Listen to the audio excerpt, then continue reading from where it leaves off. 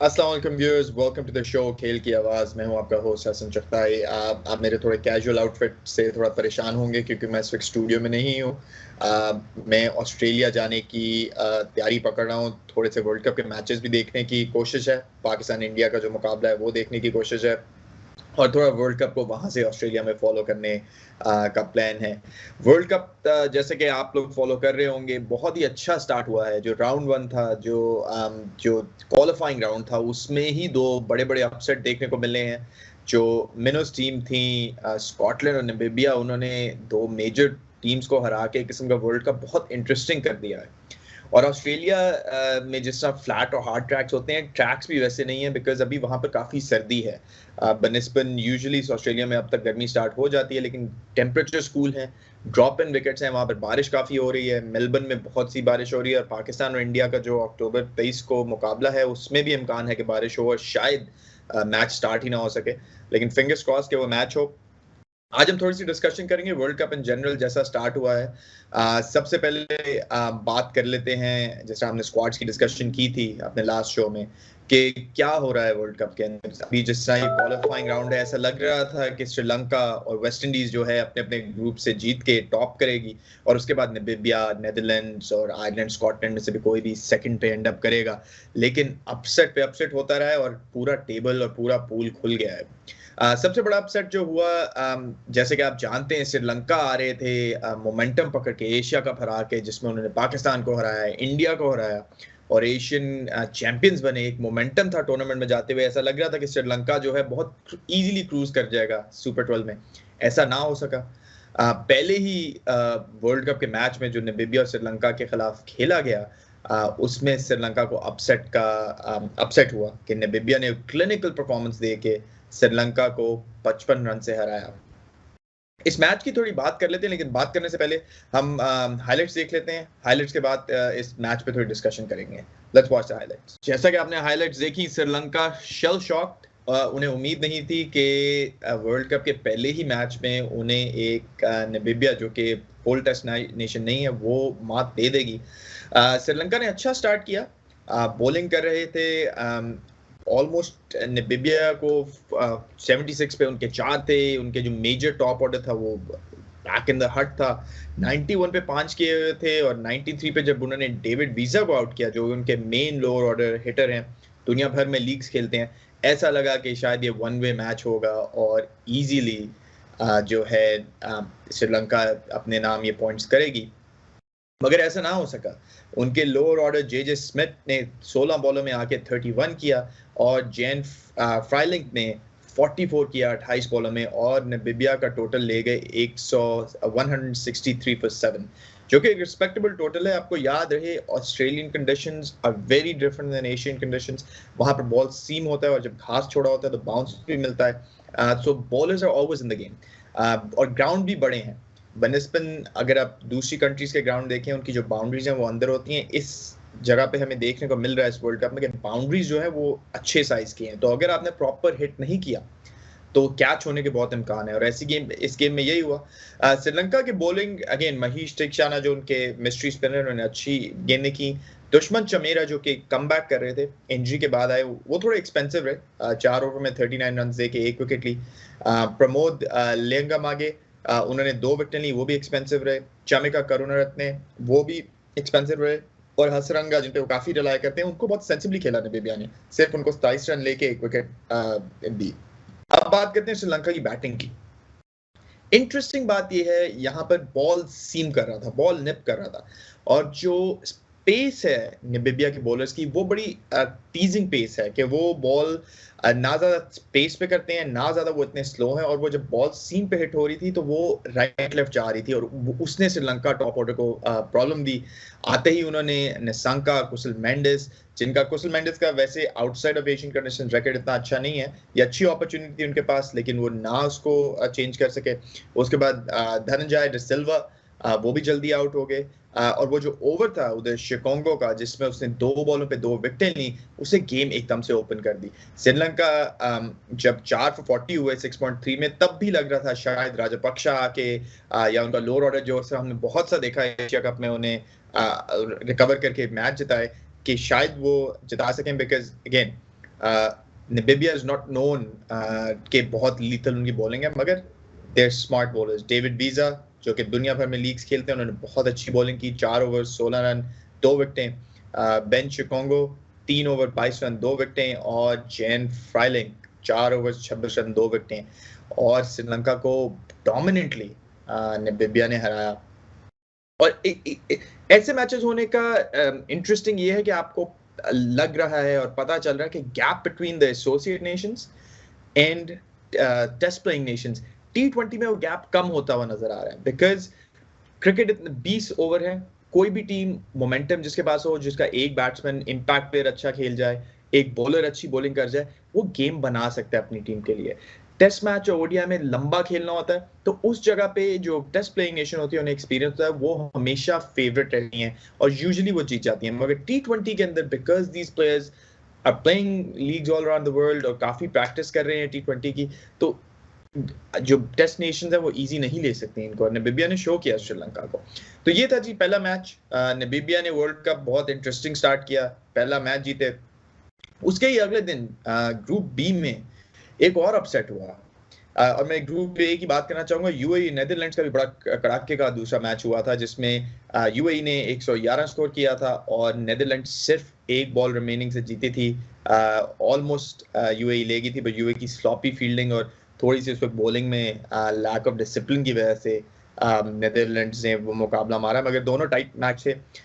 फिर जी अगले दिन मैच हुआ स्कॉटलैंड वर्सेस वेस्ट इंडीज, और यही माना जा रहा था कि West Indies 2 time world champions, 2 time T20 world champions, जिनकी लाइनअप एक हिटर्स, पावरफुल हिटर्स, स्ट्राइकर से भरी हुई है, वो इजीली ये गेम जीत जाएगी. मगर ऐसा ना हो सका, और स्कॉटलैंड ने एक और अपसेट इस टूर्नामेंट में किया दूसरे ही दिन, और वेस्ट इंडीज को कंफर्टेबली हराया और अपने नाम पॉइंट्स किए. तो चलें इस मैच की हाइलाइट्स देखते हैं, वेस्ट इंडीज वर्सेस स्कॉटलैंड, और आके फिर इस गेम पे रिव्यू करेंगे. जैसे कि आपने मैच देखी, स्कॉटलैंड की बहुत आला बैटिंग, उनके ओपनर जॉर्ज मंजी ने काफी डोमिनेंट इनिंग्स खेली और सिंगल हैंडेडली तो नहीं कहूंगा, एज ए टीम उन्होंने वेस्ट इंडीज को शिकस्त दी. थोड़ी सी इस पे डिटेल में डिस्कशन करेंगे, लेकिन उससे पहले एक छोटी सी ब्रेक लेते हैं. ब्रेक के बाद आएंगे तो स्कॉटलैंड वेस्ट इंडीज के एनालिसिस कंटिन्यू रखेंगे. Let's take break. Welcome back. West Indies cricket हमेशा आपको कुछ ना कुछ इंटरेस्टिंग होता है. टूर्नामेंट स्टार्ट होने से पहले उनके कैंप में शिमरॉन हेटमायर ने फ्लाइट मिस कर दी और वो स्क्वाड का हिस्सा ना हुए. याद रहे, ये वेस्ट इंडीज की वो टीम है जो पहली दफा T20 वर्ल्ड कप खेल रही है without Chris Gayle, without Dwayne Bravo, without the experience core, जिन्होंने बहुत अरसा वेस्ट इंडीज को वर्ल्ड T20 के अंदर परफॉर्म किया है. अगर आप वेस्ट इंडीज की लाइनअप देखें तो इसमें बड़े बड़े नाम मिसिंग हैं. हमने ये लास्ट शो में भी बात की थी. ना क्रिस गेल हैं, ना ड्वेन ब्रावो हैं, ना सुनील नारायण हैं, ना आंड्रे रसल हैं. उसके बाद शिमरॉन हेटमायर भी नहीं गए, और 2-3 और बड़े प्लेयर हैं जो over the years, Marlon Samuels जैसे हो गए, over Darren Sammy, Carlos Brathwaite, over the years या ये टेपर ऑफ हो गए हैं, या लीग्स में चले गए हैं, या रिटायर हो गए हैं. तो ये वेस्ट इंडीज का एक यंग नया स्क्वाड है, और वेस्ट इंडीज को जेल होने में टाइम लगता है. बिकॉज आपको याद रहे कि वेस्ट इंडीज के फ्लैग में ये सारे लड़के तब आके खेलते हैं जब सिर्फ ये नेशनल ड्यूटी पे होते हैं, वरना ये डिफरेंट आइलैंड्स अपनी डिफरेंट कंट्रीज हैं. इसमें ट्रिनिडाडियंस हैं, गाइनीज हैं, जमैकन्स हैं, एंटीगन्स हैं, सेंट लूशिया के हैं, जो डिफरेंट आइलैंड्स हैं, जो अलग से कंट्रीज हैं, वो वेस्ट इंडीज के फ्लैग के अंदर आते हैं. अब इनके डिमीनर डिफरेंट हैं, इनके एटीट्यूड्स डिफरेंट, इनका क्रिकेटिंग कल्चर थोड़ा सा डिफरेंट होता है, और ये मूडी भी बड़े होते हैं. अगर आप कहा जाए तो कैरिबियन के प्लेयर होते हैं, और यही इस गेम में नजर आया कि वो इस सेम पेज पे नहीं थे. पुअर परफॉर्मेंस पर वेस्ट इंडीज. यस, स्कॉटलैंड ने अच्छा खेला. George Manji again good friend of mine, यहाँ पर ब्रैम्पटन वुल्व्स GT20 में कनाडा में भी खेले थे. हॉकी प्लेयर और बहुत अच्छे गोल्फ प्लेयर भी हैं, तो इस वजह से इनकी रिस्ट और हैंड्स बहुत स्ट्रांग हैं. तो स्वीप, कट, पुल ये बहुत अच्छा खेलते हैं. इन्होंने 66 किया 53 बॉल्स में, 9 चौके मारे. माइकल जोन्स जो उनके दूसरे ओपनर थे, इनएक्सपीरियंस है, मगर इन्होंने भी अच्छा स्टार्ट दिया, 20 स्कोर किया. फिर थोड़ा सा वेस्ट इंडीज को, स्कॉटलैंड को थोड़ा इश्यू आया, मगर मिडल ऑर्डर ने थोड़ा सा चिप इन करते रहे, while Manji stayed not out and scored 66, and Scotland ended with 160 for 5. West Indies की बॉलिंग की बात करें, थोड़ा सा कंफ्यूज हुआ. Kyle Mayers opened and not with Alzari Joseph or Obed McCoy or Jason Holder or Dean Smith, because ये आपके main bowler हैं. Kyle Myers is an opening batsman who can bowl a bit.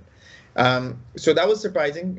और उससे अच्छा momentum Scotland को एक मिल गया. उन्होंने आते ही पहले ओवर में 10 स्कोर किया. तो फिर भी 160 on that track on those conditions, West Indies lineup should have achieved it. अच्छा स्टार्ट मिला उन्हें. अब वेस्ट इंडीज की अगर बैटिंग का स्टार्ट देखें तो West Indies with in power play 53 score थे उनके और सिर्फ 2 आउट थे.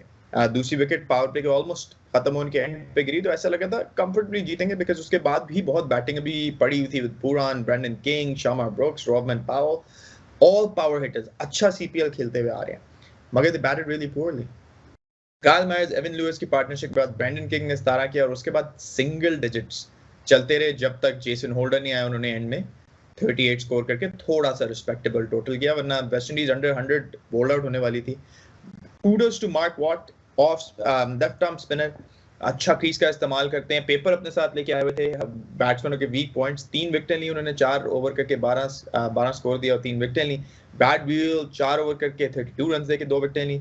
जॉश डेवी थोड़े एक्सपेंसिव रहे, सफियान शरीफ पेसर थोड़े एक्सपेंसिव रहे, और माइकल लेस्क उन्होंने 4 over 15 score 2 wicket. West Indies को नीचे लगा के उन्होंने पूरी गेम में रखा. पुअर बैटिंग, हिट मिस, कोई प्लान नहीं था वेस्ट इंडीज का नजर आया. Yes they are power hitters, मगर स्कॉटलैंड शोड देम बेटर कि अगर आप अपनी ए गेम पे नहीं है तो उनको हार का सामना पड़ेगा. Very happy for Scotland. बहुत अच्छा क्रिकेट खेलते हुए आ रहे हैं इनके लड़के बहुत अरसे से, और this is an opportunity for them to go into super 12s and actually perform against big nations. याद रहे, नामीबिया और स्कॉटलैंड की टीम्स को एक्चुअली ये कंडीशंस सूट करती हैं बनिस्बत Asian conditions, because Asian conditions में टर्न होती है, बॉल थोड़ी ग्रिप करती है, स्लो करती है. जब बॉल थोड़ी आती है, इनके बैट्समैन वो स्ट्रोक्स खेल सकते हैं, बिकॉज ये काउंटी बहुत खेलते हैं. जो नामीबियन प्लेयर्स हैं साउथ अफ्रीका में बहुत खेलते हैं. तो ये कंडीशंस इन्हें सूट करेंगी और ये आगे जाके बड़ी टीम और भी बड़ी टीमों को तंग कर सकते हैं. तो इस गेम के प्लेयर ऑफ द मैच थी जॉर्ज मंजी. जॉर्ज मंजी ने अगेन स्कॉटलैंड को बहुत अच्छा बैटिंग करके मैच जिताया, और एक किस्म का लाइक वर्ल्ड कप का जो बी ग्रुप है उसको भी उन्होंने ओपन कर दिया. चलिए नजर डालते हैं, और आपकी स्क्रीन पे ये नजर आ रहा होगा जो ग्रुप ए है उसमें नेदरलैंड्स 2 गेमें खेल के 2 गेमें जीते हैं, 4 पॉइंट है. आज उन्होंने अपनी दूसरी विन की अगेंस्ट यूएई, नामीबिया को हराया. नामीबिया जो है 2 गेम में खेल के 1 हारा 1 जीता, 2 पॉइंट्स के साथ.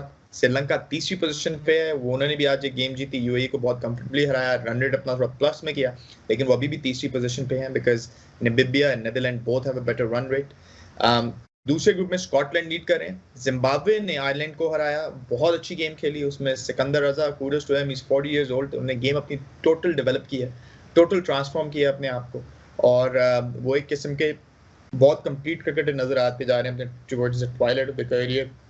मेरा ख्याल है इस ग्रुप बी में अपसेट हो सकता है कि शायद वेस्ट इंडीज क्वालिफाई ही ना करे. अगर करती है तो they have to play good cricket, because now they have to play against Zimbabwe and Ireland, and you cannot take both those teams lightly. And with Scotland and Zimbabwe comfortably sitting on 1 and 2, West Indies has to win their next 2 games to have a sure shot of going into the Super 12. याद रहे इन दोनों groups में से जो top 2 टीमें होंगी अपने groups में वो जाएंगी सुपर 12 और ज्वाइन करेंगी Afghanistan, Australia, England, New Zealand, Bangladesh, India, Pakistan and south Africa, जिनका स्टार्ट होगा जी अक्टूबर 22 से. चलें एक लेते हैं छोटी सी ब्रेक के बाद जब आएंगे तो डिस्कशन करेंगे जो वार्म अप गेम्स हुई हैं. इंडिया ने भी वार्म अप खेला है, पाकिस्तान ने भी खेला है, और कुछ और वार्म अप गेम्स हुई हैं, उन पर डिस्कशन करेंगे और शो रैप अप की तरफ बढ़ेंगे. Let's take a short break. Welcome back. जैसे से जाने से पहले हमने बात की थी जो लीग स्टेजेस में मैचेस हो रहे हैं, लेकिन साथ ही जो सुपर 12 में टीमें पहुंची हुई हैं वो वार्म अप गेम्स भी खेल रही हैं. कुछ वार्म अप गेम्स हुई हैं जिसमें इंडिया ऑस्ट्रेलिया को खेला है, इंडिया ने ऑस्ट्रेलिया को हराया है. न्यूजीलैंड साउथ अफ्रीका का हुआ, साउथ अफ्रीका कंफर्टेबली जीता. अफगानिस्तान बांग्लादेश की हुई वार्म अप, पाकिस्तान और इंग्लैंड ने वार्म अप खेला. हम थोड़ा फोकस करेंगे इंडिया ऑस्ट्रेलिया और पाकिस्तान इंग्लैंड पे, बिकॉज मोस्टली हमारे फैंस इंडियन एंड पाकिस्तानी हैं, तो इन 2 गेम्स पर डिस्कशन करेंगे. इंडिया वर्सेस ऑस्ट्रेलिया, ब्रिस्बेन में ये मैच हुआ, इंटरेस्टिंग मैच था. इंडिया की बैटिंग कमाल फायर की, KL Rahul look exceptional, 33 score करके 57 किया. रोहित शर्मा बेसिकली मोस्टली जितने बैट्समैन खेले वो अच्छे निक में लग रहे थे. स्वाई रोहित शर्मा स्कोर ना कर सके जिन्होंने ज़्यादा बॉलें, और Hardik Pandya. But let's watch the highlights of this warm up game और इस पर थोड़ी सी डिस्कशन कर लेते हैं. Welcome back. तो वार्म अप गेम में इतना क्रिटिकल नहीं हो सकते बिकॉज ये again it's warm up, teams को चांस मिलता है चीज़ें टेस्ट करने का. इंडिया ने अपना जो ओपनिंग पे थे, आई थिंक जो टॉप ऑर्डर थे टॉप 4 उन्हीं को खिलाया जो वर्ल्ड कप में खेलेंगे एक्चुअल वर्ल्ड कप में. केएल राहुल 57, रोहित शर्मा ने 15 किया, विराट कोहली अच्छी फॉर्म में लग रहे थे 19 स्कोर किया, Surya Kumar Yadav 50. Again this guy is he's going to be, if India is to win the World Cup, Surya Kumar Yadav will have a huge part to play. और वो एक्सेप्शनल फॉर्म में लग रहे हैं. वो जिस तरह गैप्स पिक करते हैं, जितनी उनकी रिस्ट स्ट्रांग है, मैं जितनी दफ़ा उन्हें बैटिंग करते देखता हूँ, he is splendid. Hardik Pandya आए 5 पे खेले वो. उसके बाद दिनेश कार्तिक गए ना. याद रहे ऋषभ पंत स्क्वाड प्लेइंग 11 में नहीं रखा गया, हालांकि वो यूज कर सकते थे मगर नहीं थे प्लेइंग 11 में. तो ऐसा लग रहा है शायद ऋषभ पंत पाकिस्तान के अगेंस्ट भी प्लेइंग 11 में ना हो और दिनेश कार्तिक कीपिंग करें और फिनिशर का रोल अदा करें. तो 186 किया जी 20 ओवर्स में ऑस्ट्रेलिया के खिलाफ इंडिया ने. मिचेल स्टार्क ने 1 ओवर किया, उसके बाद उनको हटा दिया गया. केन रिचर्डसन काफी अरसे बाद खेल रहे थे, उन्होंने 4 विकेटें ली. पैट कमिंस थोड़ा एक्सपेंसिव रहे, मार्कस स्टोइनिस एक्सपेंसिव रहे. अगेन वार्म अप था, ये बहुत से जो प्लेयर्स हैं, स्टोइनिस हो गए, केन रिचर्डसन हो गए, इंजरी से वापस आ रहे हैं. So you can't B that critical. मगर मैं सिर्फ आपको बताना चाह रहा हूँ कि कौन से बॉलर्स एक्सपेंसिव रहे और किन्होंने अच्छी बॉलिंग की. ग्लेन मैक्सवेल ने अच्छी बॉलिंग की इस जगह पे बिकॉज ऑस्ट्रेलिया के ग्राउंड बड़े हैं. यहाँ पर फिंगर स्पिनर्स बहुत अच्छे काम करते हैं. वो अगर आपकी एक लेंथ हिट करें, बैट्समैन टोटल उन्हें हिट ना कर सकते, कैचेस के बहुत चांस होते हैं. तो फिंगर स्पिनर्स आप वॉच आउट रखिएगा कि फिंगर स्पिनर्स अच्छा परफॉर्म करेंगे. ऑस्ट्रेलिया की तरफ से बैटिंग का आगाज किया. मिचेल मार्श 35 अच्छी फॉर्म में लग रहे थे. एरन फिंच ने बहुत कमाल नॉक खेली और ये ऑस्ट्रेलिया के लिए बहुत जरूरी है कि उनके कैप्टन फॉर्म में रहे. एरन फिंच का पिछला जो कुछ महीने की फॉर्म है वो अच्छी नहीं रही. 76 स्कोर किया. स्टीव स्मिथ उनकी जगह थोड़ी क्वेश्चनेबल लग रही है स्क्वाड में. आई थिंक जो प्लेइंग 11 बनेगी एक्चुअल गेम्स की, शायद ये स्क्वाड का हिस्सा ना हो. मैक्सवेल ने 4 पे बैटिंग करके 23 स्कोर किया. उसके बाद Stoinis, Tim David, Josh Inglis, Pat Cummins, ये लोग 180 तक ले गए और 20 ओवर्स में खत्म हुआ. इंटरेस्टिंग गेम, ऑस्ट्रेलिया कंफर्टेबल जा रहा था, लेकिन जो सबसे इंटरेस्टिंग था इस गेम का, मोहम्मद शामी 39 ओवर्स के लिए 20 ओवर इंडिया की इनिंग्स और 19 ओवर ऑस्ट्रेलिया की इनिंग्स फील्ड पे नहीं थे. वो नेट्स में थे या ड्रेसिंग रूम में बैठे हुए थे और वो सिर्फ लास्ट ओवर करने के लिए आए और उन्होंने 1 ओवर किया, 4 रन दिए, उसमें 3 विकेटें ली और फिर एक रन आउट भी था. तो टोटल उस ओवर में 4 विकेटें हुई और क्या उन्होंने कमाल यॉर्कर्स हिट किए. India definitely missed a trick by not playing him in the Asia cup. तो ये बहुत कमाल बोल रहे हैं. I think with Bumrah not being there, I think Shami का होना इस टीम में बहुत जरूरी है. भुवनेश्वर अगेन इकोनॉमिकल थे, 3 ओवर करके 2 विकेटें ली, 20 स्कोर किया. Arshdeep 3 over 34, 1 wicket. Pandya 3 over 29, कोई विकेट नहीं. Harshal Patel 3 over 30, 1 wicket. Ashwin 4 over 28, Chahal 3 over 28 और शामी 1 ओवर 4-3. अब इंडिया को जो बॉलिंग अटैक है इनको नैरो डाउन करना पड़ेगा. इनको अर्शदीप और हर्षल में से एक खिलाना पड़ेगा अगर ये शामी को खिलाते हैं, बिकॉज आपके पास हार्दिक पांड्या चौथे सीमन है और फिर अश्विन, चहाल और अक्षर में से आप 2 स्पिनर्स को खिलाएंगे. जिस तरह इस गेम में लगा, ऐसा नहीं लगा अक्षर पटेल को एक भी इन्होंने ओवर नहीं दिया, तो लग रहा था शायद ये चहाल और अश्विन के साथ जा रहे हैं प्लेइंग 11 में, मगर you never know against this warm up है. एक बात याद रहे, ऑस्ट्रेलिया की टीम में 2 उनके मेन प्लेयर अभी नहीं खेले. मैथ्यू वेड और डेविड वार्नर को नहीं उन्होंने इस गेम के अंदर खिलाया, रेस्ट दिया. So when they come back, Australia अपनी कंडीशन में काफी फॉर्मिडेबल है. तो इस मैच में इंडिया ने जीता और एक किस्म का अच्छा मोमेंटम पकड़ा अपनी दूसरी वार्म अप से पहले.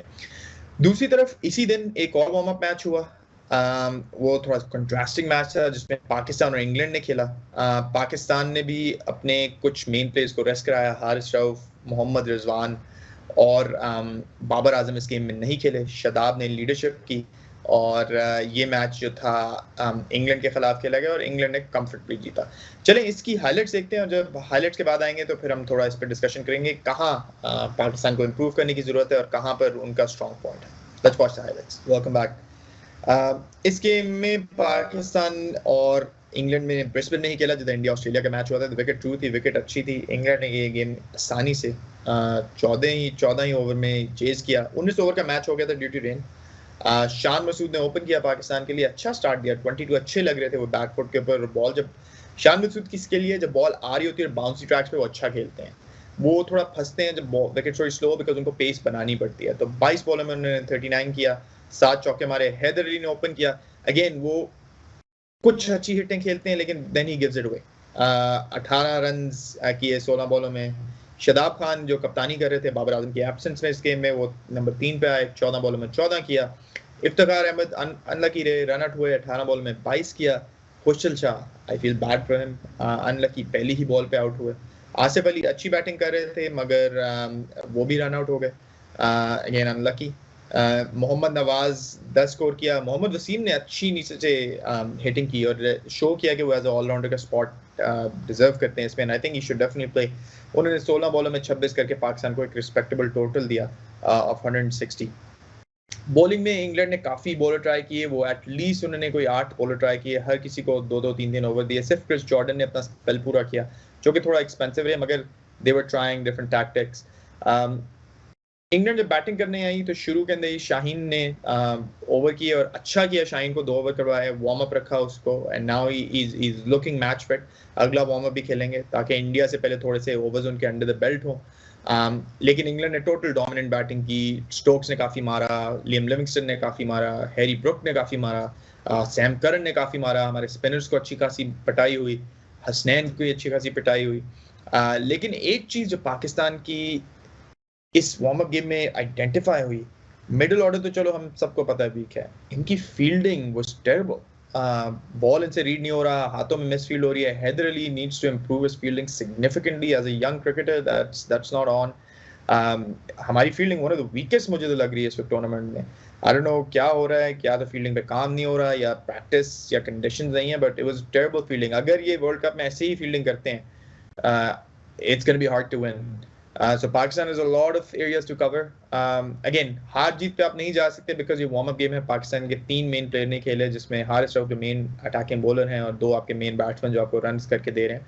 लेकिन जो ऑन फील्ड नजर आया कि फील्डिंग वाज टेरिबल। हमारे जो आसिफ अली जिनको टेम्परेरी कीपर बनाया था उनसे कैच नहीं पकड़े जा रहे थे विद द ग्लव्स, सो दूसरे फील्डर्स को तो आप छोड़ें।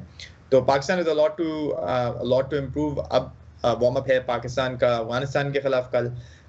कल एक और बड़ी गेम भी है, आयरलैंड और स्कॉटलैंड की जो पॉइंट्स के लिए मैच है। वेस्ट इंडीज और जिम्बाब्वे का भी मैच है।